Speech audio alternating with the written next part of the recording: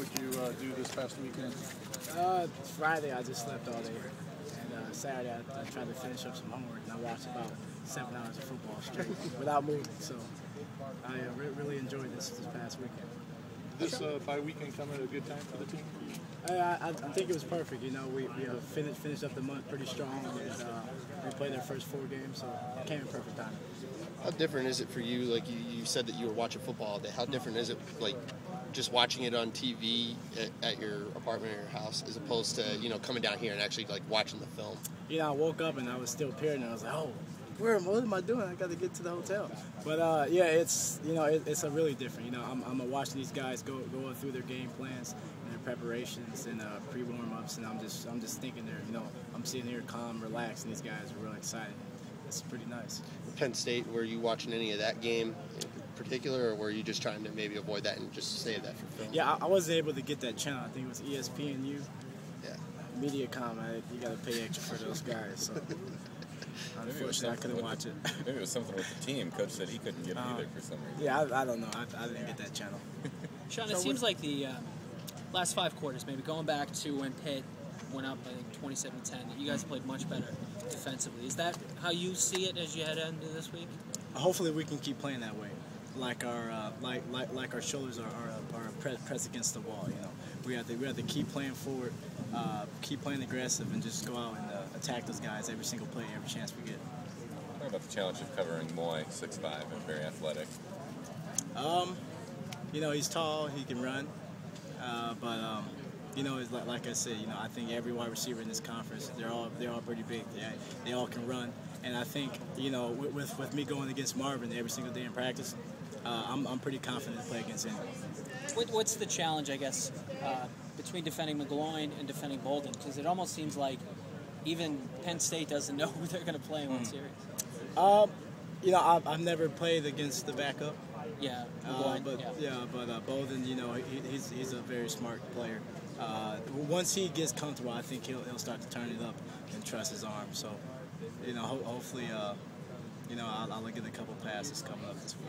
How do you try to keep him from getting comfortable? You know, it's if he has time to throw, I'm pretty sure he'll feel comfortable. So, to make him uncomfortable, we'll hopefully our D lineman we can get some hits on him, rough him up a little bit, and force some throws. Do you notice any, like, dead giveaways in their play calling, like when they do switch it up between the 2 quarterbacks? Like, do you notice them maybe going to Moy more when one quarterback's in as opposed to another, or maybe running the ball more? You know, I haven't really picked that up yet. You know, they're a pretty pro-style offense. They'll try to hit the drop balls, hit the flats. So, you know, we just have to keep our eyes open for both of the quarterbacks.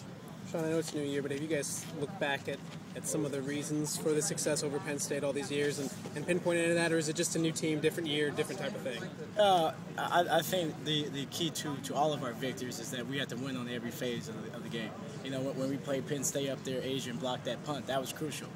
You know, and then this year, I think we had a couple forced punts, good punt coverage, kickoff a team. We're very big. So I think if we win on every single phase of the game, we'll have a nice chance to win. Have you talked to some of the younger guys about this being the start of the Big Ten season? And how's a different season from now to the 4 games before?